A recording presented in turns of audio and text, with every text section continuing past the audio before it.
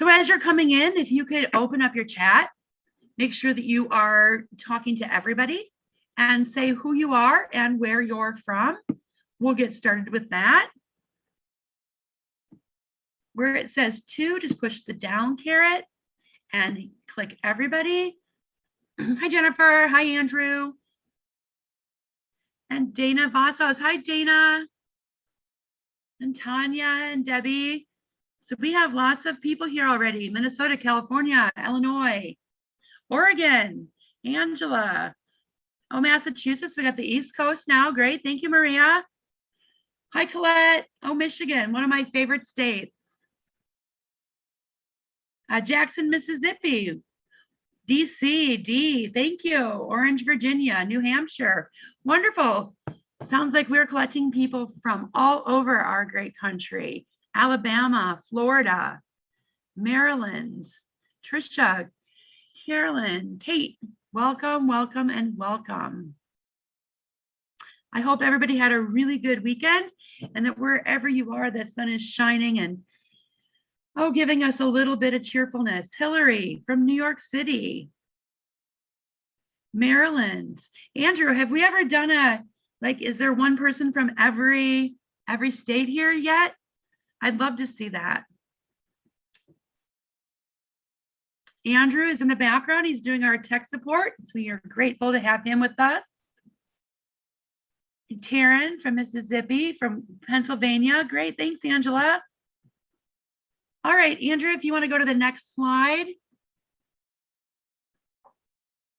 We're going to get started a little bit quicker than usual because we have a lot to talk about today. So ways to engage. If you're not talking, keep yourself on mute. If you're ready to comment, raise your hand. Andrew will let me know, and then we'll need to unmute you, and then you'll need to unmute yourself.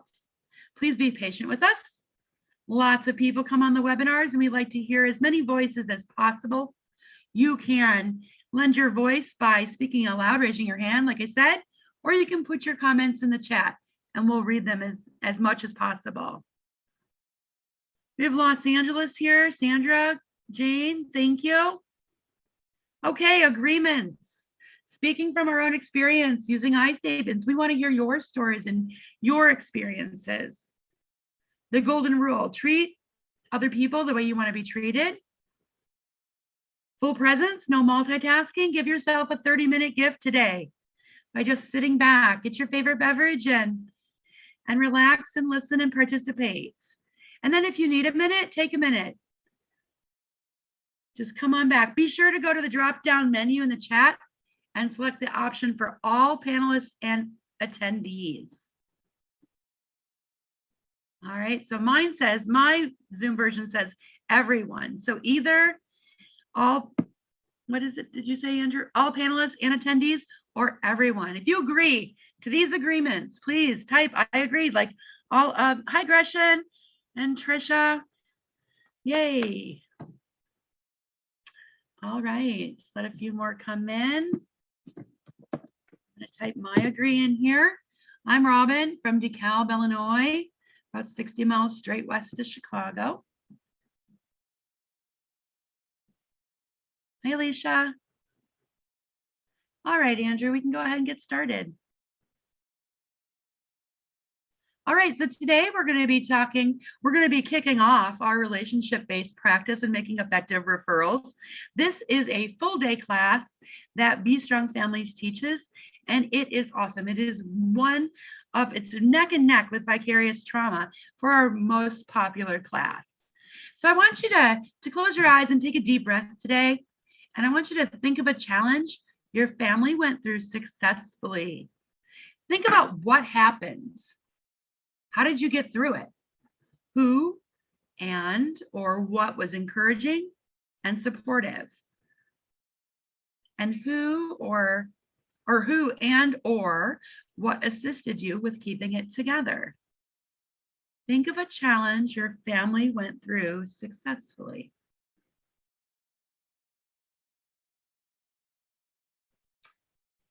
And then we're going to open it up for everybody to go ahead and share.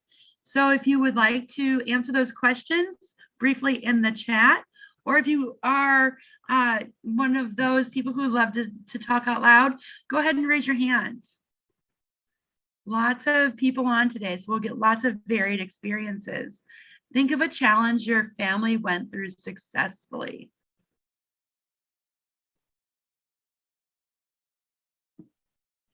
Anybody? I'm going to give you a second to type if you're typing.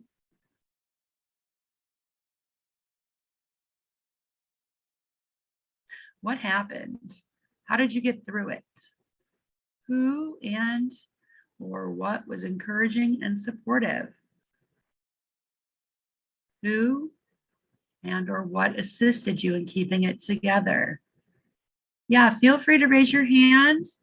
I'm trying to think of a challenge that like we went through recently. Let's see. I think like COVID probably. And the fact that a lot of my young adult kids who live in my home lost their employment. So that's what was happening. How did we get through it? Day by day, for sure. Who and what was encouraging or supportive? So we had to do therapy. We had to do unemployment services. And who or what assisted you in keeping it together? I would say friends and family, and a lot of thanks to Zoom for beefing up their platform. We did a lot of family talking and family connected, staying connected by using social media.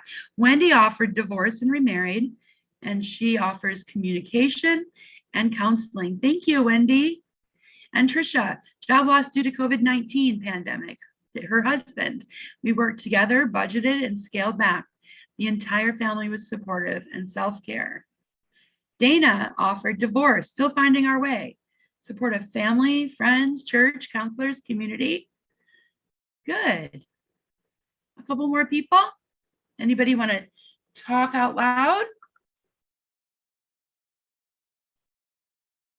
All of those are challenging situations.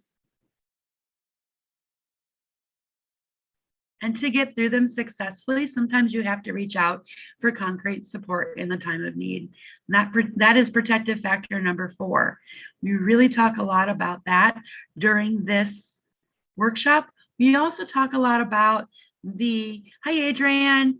We talk a lot about communication, which is protective factor number 5, the social and emotional competence of children.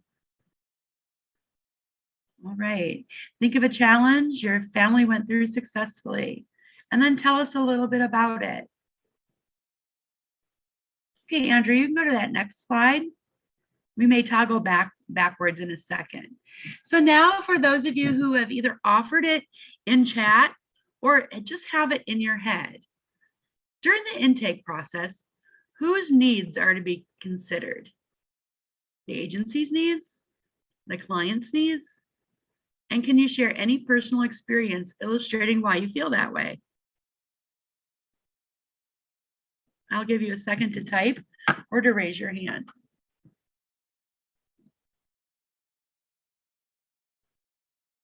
Whose needs?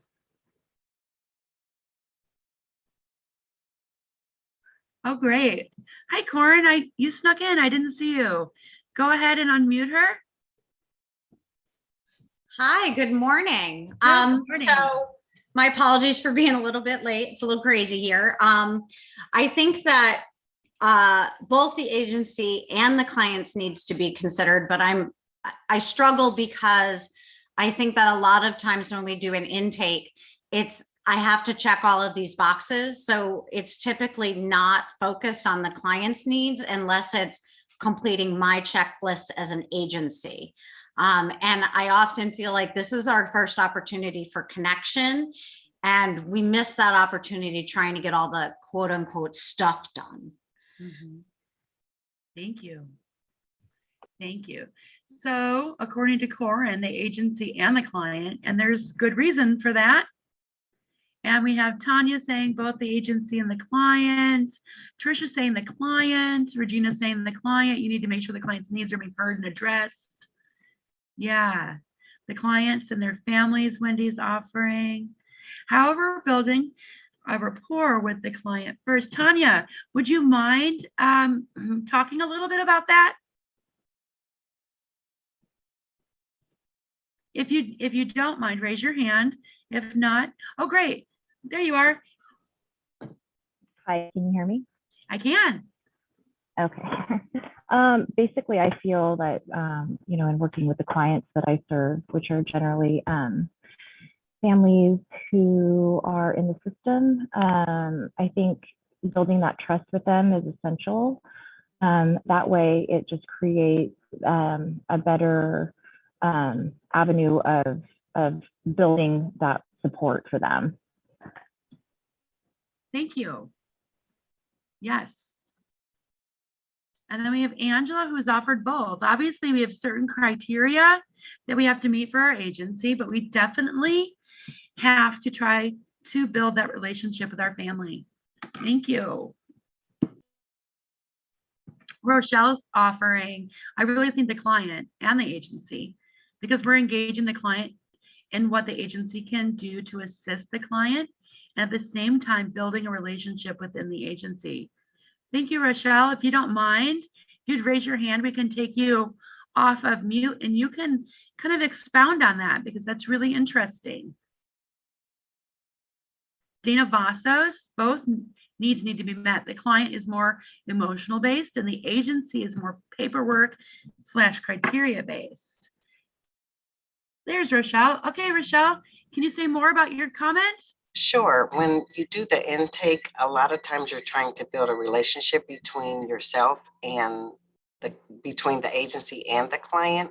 That's pretty much the goal, to get them to be able to trust what the agency has to offer and how to relate to the staff that are a part of that agency. So I think it's important to consider the needs of both the agency and the client. We need the client, of course, to keep our agency intact, but I just think that we need to incorporate both in order to gain great relationships. Thank you. Obviously, it has to be a reciprocal relationship. There's a give and take. The agency and the client needs both have to be considered.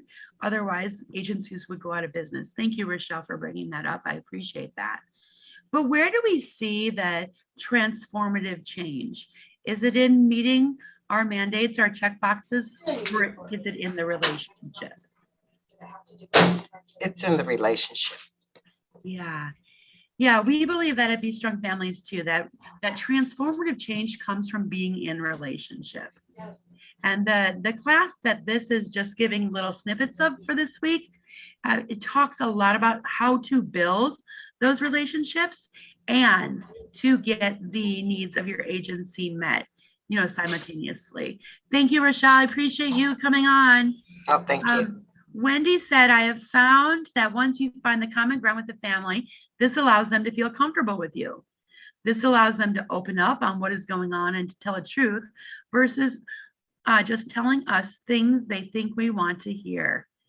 Thank you, Wendy. If you have an example of that, Wendy, we'd love to hear it. Raise your hand and Andrew can take you off mute.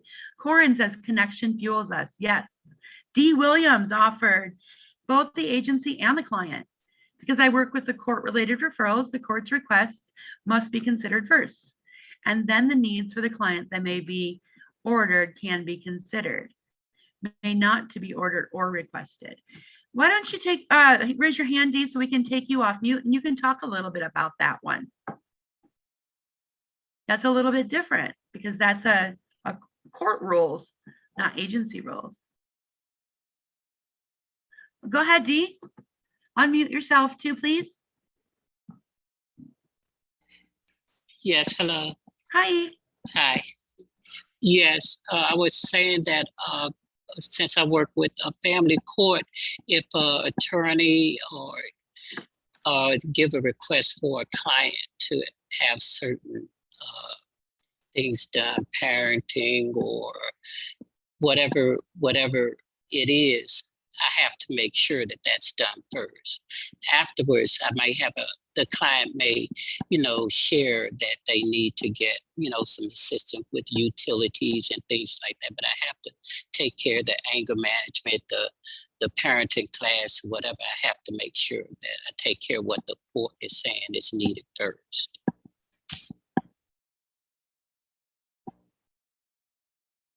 Oops, I was trying to talk when I was on mute. Thank you, Dee. Okay. Thanks for coming on and explaining some of that to us. I appreciate that. Corin asks, curious if walking into this with that idea automatically puts the person in fight, flight, or freeze. Corin, if you want to talk more about that, go ahead and raise your hand. Angela said, before doing an intake, I reach out to the family and speak to them a little so we can start to build the foundation for our relationship. Thank you, Angela. Go ahead, Corin. So this is actually my big focus right now. For those of you who this is only the second time hearing me, I'm a trauma specialist with Head Start. But one of the things that we know that the populations that we deal with, they are typically existing in the lower parts of their brain on a pretty consistent basis, especially with toxic stress and issues of poverty, racism. So I'm curious if, because they live in that state, is the paperwork and the check boxes, is there a way to approach that is also then addressing the idea that they probably feel fairly threatened in these moments? I know that even when I have to go to jury duty or deal with a parking ticket, that I go into fight, flight, freeze. So someone who lives in that state, I get we have to schedule the meeting or check the box or get the form filled out, but that piece of connection to kind of make people feel safe in our interactions, really to me is something that I've been exploring and trying to pull apart lately. And I think it's really valuable to think about, how do we do that? I agree. So Corin, you'll want to come back for the rest of the week because we're going to be focusing on those questions and a lot more. Yeah, that's why I'm signed up. Yeah, that's awesome. Wendy offered, sometimes they need resources like food or clothes. Then sometimes they're struggling with drug issues, but do not feel comfortable talking at first.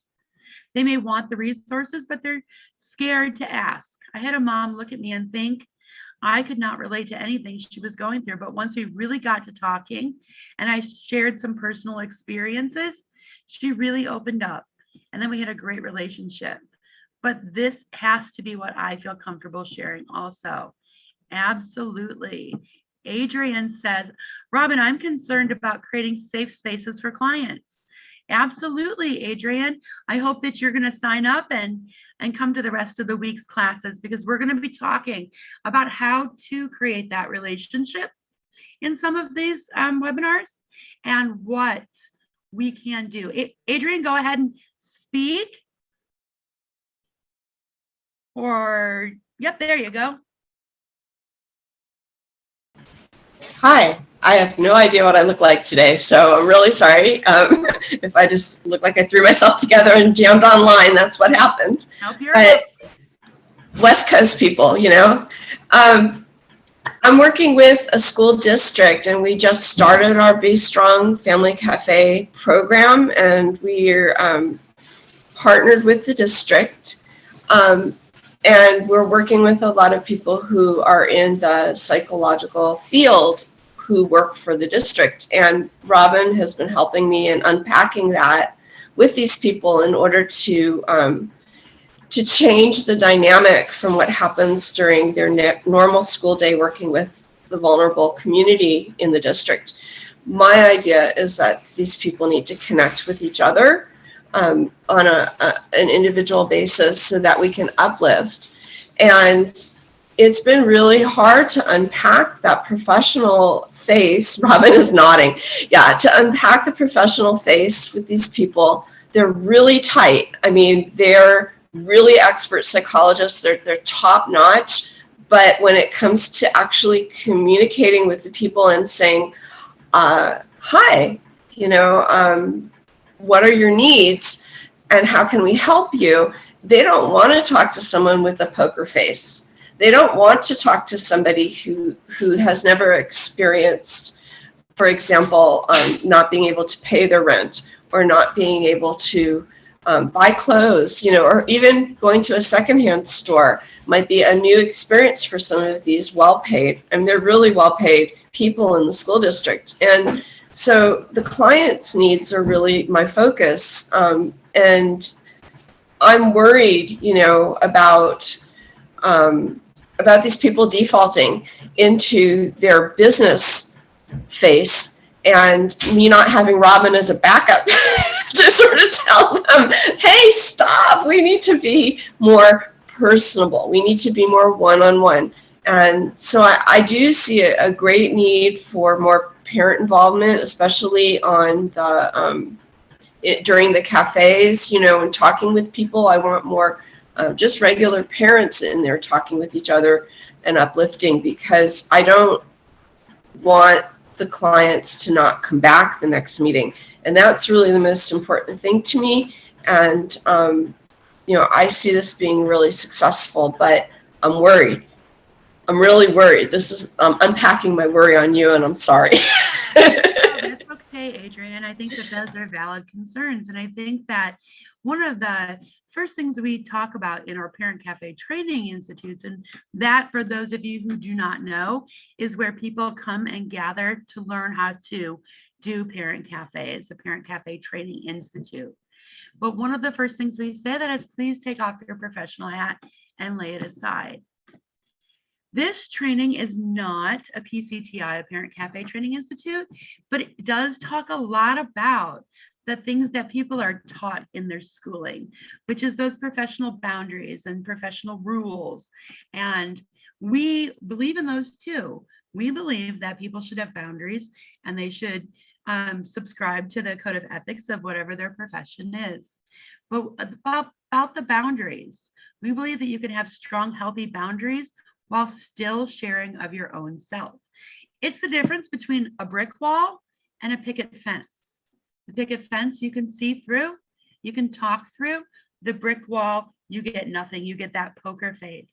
And we really want to help all professionals to take down that brick wall a little bit and address parents like fellow human beings. Regina is offering, yes, it's so important to listen for clues. A parent might call for one thing, but if you listen carefully, you'll find the clients are in need of so much more. We have to be patient and help the client communicate their needs. Michelle agreed with that. Corin said, fear of losing children, reputation, respect. Yes. Caitlin is offering, I find that when there is an activity to do, to focus rather than the one-on-one and eye contact, it really helps clients to feel more comfortable to open up. That helps me create a more comfortable setting for clients. Plus, who doesn't like creating something fun like tie-dyeing masks with highlighters or painting rocks? Thank you, Caitlin, for offering those good suggestions. Regina's offering, we also have to look at it from a holistic approach. Mom, dad, and the children might have needs that should be addressed. Thank you for offering that, Regina. That's very, very good. And Adrienne, brick wall and picket fence. Yes, yes. We still need boundaries. We won't ever say we don't, but we need to make sure that we can connect human being to human being. And Corin said, Robyn, I'd love to connect and pick your brain if ever possible. Oh, Corin, go ahead and give me an email, robyn@bestrongfamilies.net, ROBYN @.net. I'd be happy to sit down. Yep, there you go. Thanks, Andrew. All right, anybody else want to talk about whose needs need to be considered?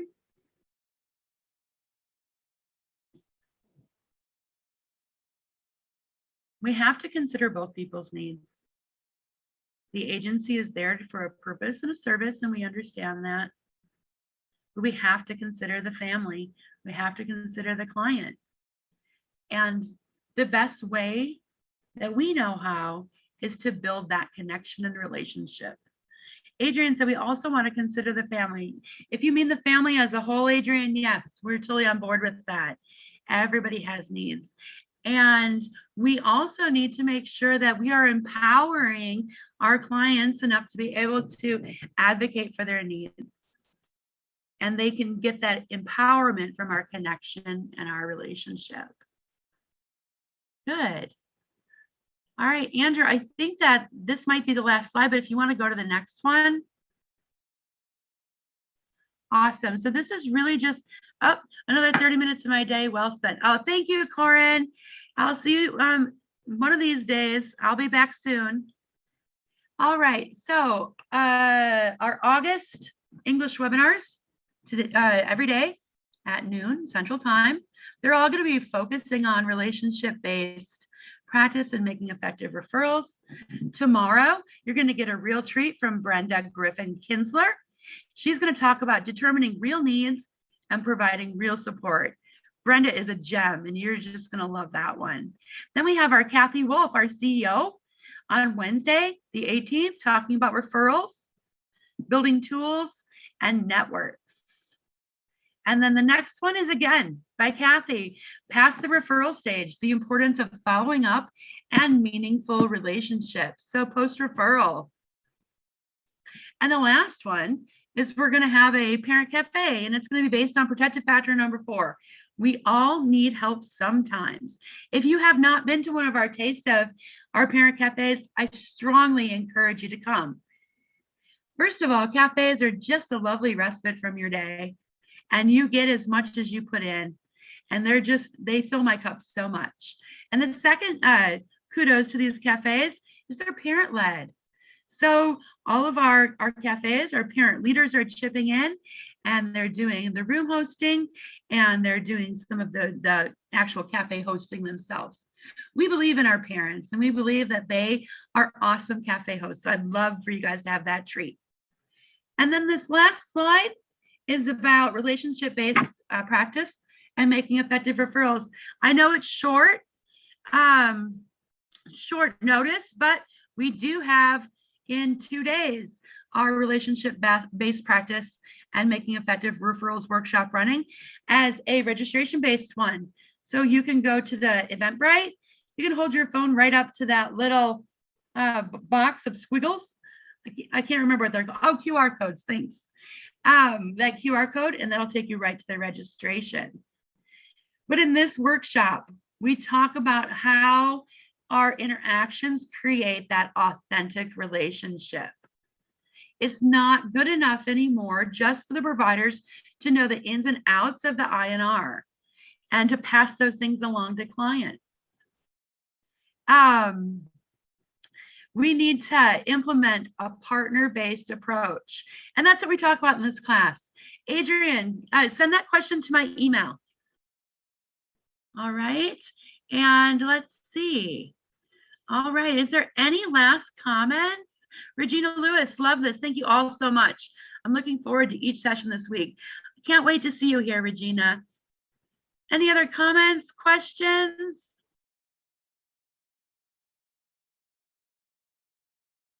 All right, so we're going to go ahead and say goodbye on behalf of myself and Be Strong Families and everybody here. Thank you all so much. It wouldn't be the same without each and every one of you lending your voice to our webinars. We all learn so much from each other, and I appreciate you. Have a great day, everybody.